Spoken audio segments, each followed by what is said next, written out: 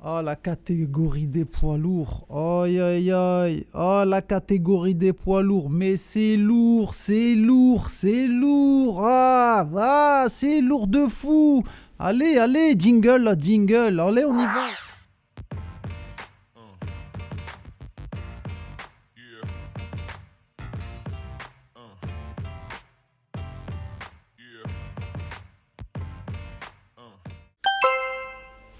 Welcome, bienvenue, bienvenue, bienvenue sur la chaîne. J'ai envie de parler de la division des poids lourds. C'est le drama total dans cette catégorie. Ça va plus, ça va plus. Il y en a marre, il y en a marre. Ça devient grave, ça devient grave. Cette catégorie-là, c'est une grosse prise d'otage. Oui, dans une grosse banque. C'est une grosse prise d'otage dans une banque new-yorkaise. Mais sauf que là, on garde les otages. Oui, on garde les otages. On les rend pas. Même si tu payes, on les rend pas. On garde les otages. On est à l'arrêt, on bloque tout. On bloque tout. C'est ça la catégorie des poids lourds. Bref, la dernière mise à jour a vu au classement de l'UFC un rookie, oui, un rookie, un noobs, un non classé après avoir fait un seul combat à l'UFC et une victoire, bien évidemment. Ce serait après une seule victoire, le mec, ça y est, boum, il est classé top 15 dans la catégorie des poids lourds. Après un seul combat, le mec, il rentre dans le top 15 des poids lourds. Et c'est là le plus gros problème de la catégorie reine. C'est ça le problème. Et on est là pour en discuter. On va voir ensemble. Pourquoi cette catégorie a perdu de sa gloire d'antan, hein. Et surtout, on va voir ensemble comment retrouver son succès, comment retrouver le succès qu'a fait cette catégorie avant si attractif. Bref, avant tout ça, on n'hésite pas de s'abonner à la chaîne. OKLM Sport est disponible sur les plateformes audio, Spotify et tout, hein, tutti quanti. On n'oublie pas les vals 5 étoiles, ça donne beaucoup de force. Qu'est-ce que j'allais dire d'autre? Ouais, les réseaux sociaux, de toute façon, tout est dans la description en bas. Donc je vous laisse aller checker, vous abonner. Ça donne beaucoup de force. Allez, on ouvre le dossier poids lourd. Let's go. Alors, Talisson Texeira a mis un KO exceptionnel, ça je dis pas, hein, il a mis un KO en moins de, il me semble, 10 secondes. Un KO venu des abysses sur le néo-zélandais Tafa. Lors de l'UFC 312 Sydney en Australie. Ça va faire 15 jours plus ou moins maintenant. 3 jours après, et oui, 3 jours après sa victoire, hop, boum, le mec abracadabra, on sort le lapin du chapeau et il est top 15 des heavyweights. Après un seul combat et une victoire, le mec, il est top 15 dans la catégorie des poids lourds. Ça va pas. Et ce fait de jeu-là, cette victoire de Texeira, ça en dit long sur l'état de la division. Et oui, sur l'état de la division. Il y a vraiment de quoi s'alarmer, les mecs. Pour tout le monde, quand je dis ça, c'est pour tout le monde. Pour moi, pour toi, pour les fans, pour l'entertainment, pour l'organigramme, l'organisation, tout pour les combattants, pour tout l'écosystème du MMA. Ça va pas. Tu te dis, franchement, t'es poids lourd, hein, à l'heure d'aujourd'hui, 2025, hein, t'es poids lourd, tu rentres à l'UFC, tu te dis, bon, je mets un KO, boum, je rentre dans le top 15. Si j'enchaîne 3 victoires dans cette catégorie, je peux call out un Aspinall, un John Jones, un Cyril Gane ou je sais pas qui, tu vois, un top 3 de la division. Après, plus ou moins 3 victoires dans cette... ça va pas, c'est ça qui va pas. Ou tu vois ça après une victoire, t'es déjà dans le top 15 de la division. Déjà, petit aparté. Dans cette catégorie, il faut savoir qu'il y a simplement 30 combattants. C'est très peu quand tu compares aux autres catégories, aux autres divisions. Et dans ces 30 combattants, la moitié forcément est classée top 15. À part le top 3, écoutez-moi bien, à part le top 3, un Jones, un Aspinall, voire un Cyril Gane qui est en pré-retraite, entre guillemets, Tout le reste est vraiment, vraiment bidon dans cette catégorie. Oui, j'ai pas peur de le dire. Tout, à part ces trois-là, John Jones encore, honnêtement, on a encore un peu de paillettes parce que c'est John Jones. Mais ce qu'il nous a montré contre Cyril Gane, bon, il n'y a pas eu de match, hein, au bout de 1 minute et des, il a choke, mais on n'a rien vu du tout. Contre Miocic, on a vu quelques trucs, ok, machin, mais Miocic c'était le même, encore pire. Et ça faisait, je sais pas combien de temps il n'avait pas combattu, avant le Covid. Il n'avait pas combattu, il voulait même plus combattre, il lui restait un combat et après il a arrêté sa carrière, il était plus là. Voilà, et un Aspinal que lui, jeune loup, très prometteur, on a vu ce qu'il a fait... dans la catégorie, on voit qu'il est complet dans tous les domaines, lutte, sol et striking. À part lui qui a envie de combattre, le reste, Cyril Gane, il combat plus Cyril Gane, faut dire ce qui est. Il y a eu un rush en 2023 où il a enchaîné les combats, les victoires et il y a eu cette ceinture. Attention, hein, c'est pas démérité. Hein. À part ça, où il gagne sa ceinture intérimaire contre Derrick Lewis, qui a que une patate, c'est tout. À part ça, il n'y a que rien. Il n'y a pas de cardio, il n'y a pas de sol, il n'y a pas de lutte. Depuis, voilà, ça, il n'y a plus. Il combat une fois par an, le mec, une fois à UFC Paris en septembre. Après, il arrête, quoi. Le mec, ça y est, tu vois, il fait des podcasts avec Bougueraba, le comédien. Il va faire des matchs charity avec l'OM. Il fait des films La Cage, tu vois. Ça y est, il est plus combattant, Cyril Gane. Bref, revenons à nos moutons. Ouais, à part ces trois noms-là, c'est moche. Franchement, c'est moche. Le reste, c'est bidon. C'est du Pavlovich, du Tsuvasa, du Curtis Blade, il y a rien, Spivak, il y en a marre, ça y est, il y en a marre. À part ça, le reste, honnêtement, c'est bidon de chez bidon. Ça prouve dans cette catégorie de poids, ça souffre vraiment. Ouais, il y a un malaise dans cette catégorie-là. Quand tu regardes avant, dans la division heavyweight, des poids lourds, c'était l'une des plus excitantes de l'UFC. Moi, je me rappelle, à l'époque, il n'y a pas si longtemps que ça, 10 ans, 15 ans, t'avais tous les combattants plus ou moins, t'avais des mecs complets. Tu vois, t'avais des KO, t'avais de la soumission, t'avais un gros roadster.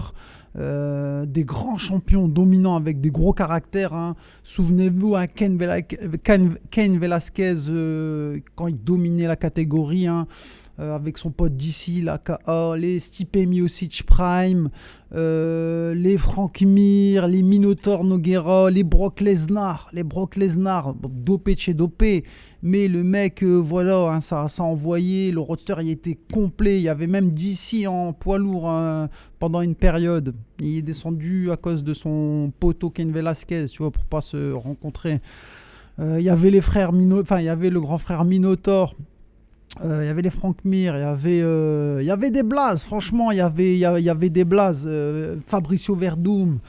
Après, là, tu as eu la nouvelle vague, là, Ngannou, mais même Francis, il est plus là récemment, tu vois. Tu avais quand même, tu vois, elle était excitante, cette catégorie. Hein. Bigfoot Silva, tu avais le néo-zélandais, là, qui a fait une guerre en plus avec Bigfoot, ancien du K1. Oh, je sais plus. Bref, il y avait toujours quelque chose dans cette catégorie-là. Il se passait des choses. Le niveau global, le niveau général était bien là en place. Le roadster t'avais des noms. Même un John Jones, je vous l'ai dit, qui est vieillissant, un Cyril Gane à la retraite. Depuis sa défaite sur John Jones, Cyril, ça y est, puis là, il a arrêté sa carrière.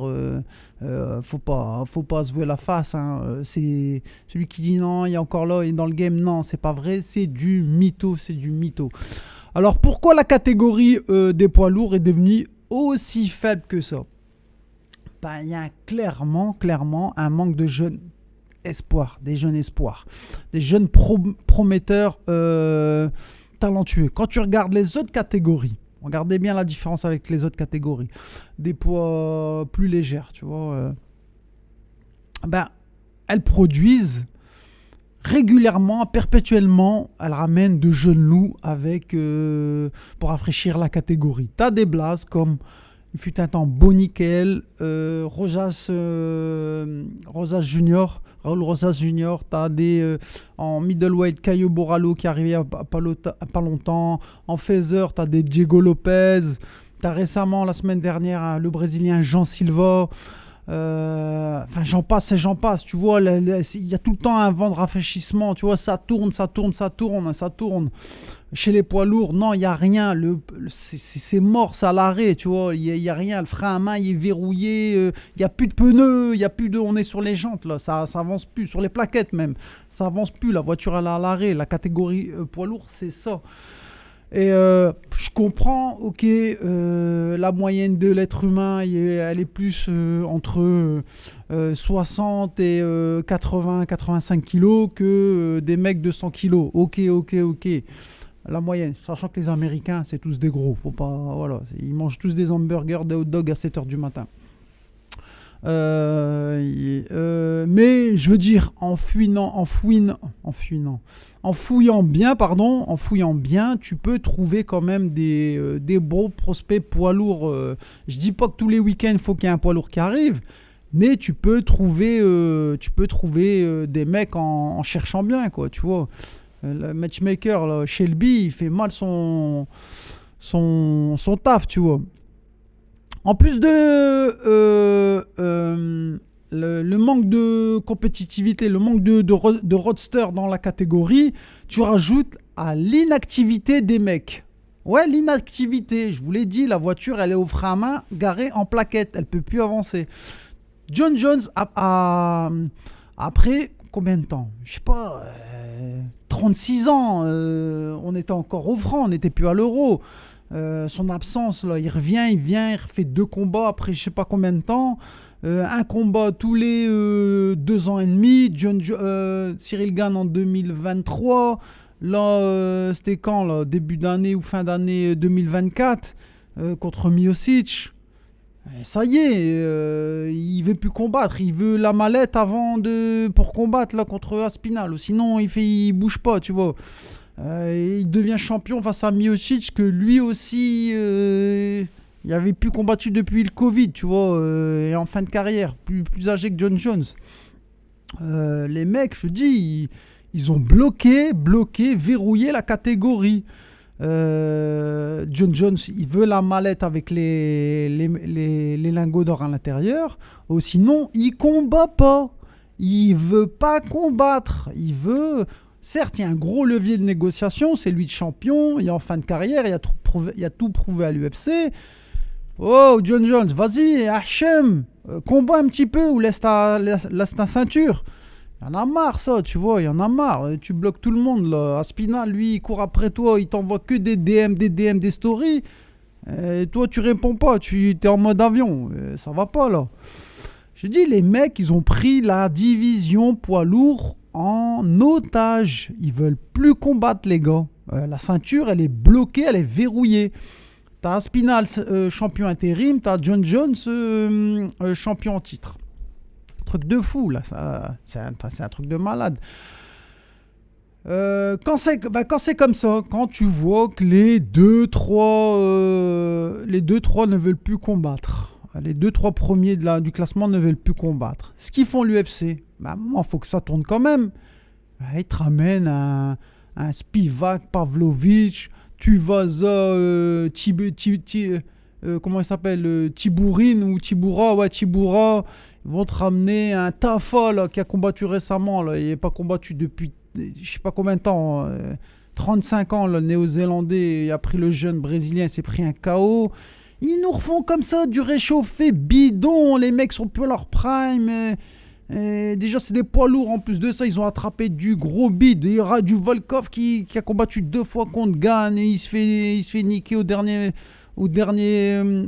fight par l'arbitrage, il se fait flouer. Alors, Ouais, et ils nous ramènent ça, tu vois, ça y est, tu vois, ils sont bouillis, les mecs, ils sont bouillis. Ils sont loin, loin, très loin de leur prime. Il y a pas de roadster, il n'y a rien, tu vois, il n'y a rien. Tu rajoutes le problème de thunes, de rémunération. On se souvient tous, les combattants, ils sont toujours mécontents de leur salaire. On a eu le cas avec Francis Ngannou. Francis a décidé de partir à l'UFC en étant champion, le champion actuel. Ça s'est jamais fait à l'UFC. Dana White, il est encore là, tu vois, il est encore là, bien bloqué. Jamais un champion s'est barré de l'UFC en laissant sa ceinture dire allez, ciao. Ils ont toujours plié genoux, mais lui non, il s'est barré au PFL pour faire de la boxe. Il est parti au PFL pour faire dans une organisation MMA pour faire de la boxe. Bon, tout ça pour dire que l'UFC ralasse mal, paye mal ces mecs-là. Il les verrouille aussi contractuellement. Il les verrouille. Tu vas nulle part. Tu restes là. Quand je te dis combat, tu lèves la main et tu te lèves. Tu y vas, tu vois. Sinon, voilà. Et on te donnera ça, point barre. C'est ce qui a fait une guerre entre l'UFC, le board de l'UFC et Cyril Ngannou qui s'est barré. On sait très bien que Dana White a dit non à Francis, que c'était pas possible, qu'il avait bien verrouillé, qu'il lui a dit tu iras nulle part. Et la raison de Ngannou de partir au PFL, c'est que le PFL, ok, il combat chez nous en MMA, ça va être la big star de l'organisation, le Predator, le mec qui frappe comme une Ford Escort, et en parallèle, tu vas combattre en boxe, faire des money fights contre des Tyson Fury, Joshua, Klitschko et consorts. Donc là, on voit bien qu'il y a un problème de thunes dans la catégorie. Et John Jones nous le rappelle bien que il veut gros argent. Alors comment redorer le blason des poids lourds à l'UFC? Comment on peut faire? Moi, ça c'est que mon avis. Je pense qu'il faut d'organiser davantage de détection. Dans des autres continents. On voit que, y a pas, je sais pas, on dirait les Américains, il n'y a plus de poids lourds chez eux, pourtant le pays est immense, mais on dirait qu'ils n'ont plus de poids lourds. Ils ne veulent plus manger d'hamburgers, ils sont que à la salade. À l'heure de la mondialisation, l'UFC, il n'y a pas le choix, doit se déplacer dans les autres continents. S'ils veulent avoir des poids lourds, des mecs badass, avoir un bon roster, faut voyager, faut aller voir. L'UFC a des sièges sociaux dans les continents. En Europe, c'est à Londres. Il y en a en Asie. Bon, bref, il y en a un peu partout. Je ne sais pas si en Afrique. C'est possible, hein, en Afrique du Sud, ou je ne sais pas. Ou à Alger, peut-être, on ne sait jamais. Ils ont des sièges dans les continents. Ils ont des mecs en place qui sont là, qui taffent pour eux, qui observent, qui ont des contacts avec les gyms, avec des managers de ces continents-là. Donc, ils peuvent faire du scouter. Il y a des ambassadeurs de l'UFC un peu partout dans le monde. Allez, faut qu'ils sortent, ils ouvrent la porte. Les mecs, faut qu'ils font du porte-à-porte et ils vont chercher des poids lourds. Il n'y a pas le choix. T'as des continents comme en Afrique, poids lourds, je pense que c'est pas si difficile que ça à trouver en Afrique, tu vois. Hein, en Europe, en Asie, etc. Faut y aller, c'est la mondialisation. Il faut voyager, il faut avoir des contacts, il faut toquer aux portes, il n'y a pas de souci. Signer, développer des prospects internationaux, il n'y a pas le choix, par le biais des sièges UFC des autres pays. Si tu veux ramener un bon roadster, tu dois y aller, t'as pas le choix, il faut ouvrir les vannes, il y a urgence du tout. Les enfants, on va conclure. La division des poids lourds de l'UFC souffre d'un roster vieillissant. Je l'ai dit tout à l'heure, hein, un Spivak, un Volkov, un Tsuvasa, un John Jones, c'est vieux, ça y est, c'est bon. Un manque total de prospects talentueux. De nouveaux prospects talentueux. Il y a eu le Brésilien Teixeira qui a mis un KO. Son premier fight. On verra ce que ça va donner. Est-ce que ça va être le prochain Ngannou qui frappe comme une Ford Escort ou une Ford Fiesta, j'en sais rien. T'as le champion John Jones. Le mec, il est inactif et bloque la catégorie. Heureusement que tu as l'émergence d'un mec comme Tom Aspinall. On l'a vu, il sait tout faire. C'est un mec très polyvalent. Pour moi, c'est le meilleur poids lourd UFC actuel. Il sait striker, il sait black belt jiu-jitsu, il est opportuniste sur les soumissions. Il y a un beau striking, il est beau à voir combattre. C'est le seul qui, pour l'instant, qui donne satisfaction dans la catégorie poids lourd. Qui donne un peu plus ou moins d'espoir dans la catégorie. La division poids lourd a clairement besoin de plus de jeunes athlètes polyvalents qui sont bons dans plus ou moins dans tous les domaines. Maintenant, les mecs qui commencent par le MMA, c'est pas des mecs qui viennent de la lutte, qui vont faire du MMA, du jiu-jitsu, de la boxe thaï. Non, les mecs qui commencent maintenant dans le MMA. Tu as des mecs qui sont polyvalents. T'as pas le choix pour trouver un succès qu'avait connu à la grosse époque, hein, comme je vous l'ai dit, hein, les Minotaur, les Verdum, les Frank Mir, Ken Velasquez, Brock Lesnar, les Miocic d'avant, les Dos Santos. Y a pas de, t'as pas le choix. D'ici là, c'est là, je suis malheureux de le dire, hein, mais à l'heure actuelle, hein, ça reste la catégorie la plus faible de l'UFC. Voilà. Bon, j'espère que ça vous a plu. On se voit bientôt, les enfants. Prenez soin de vous. See you. Peace.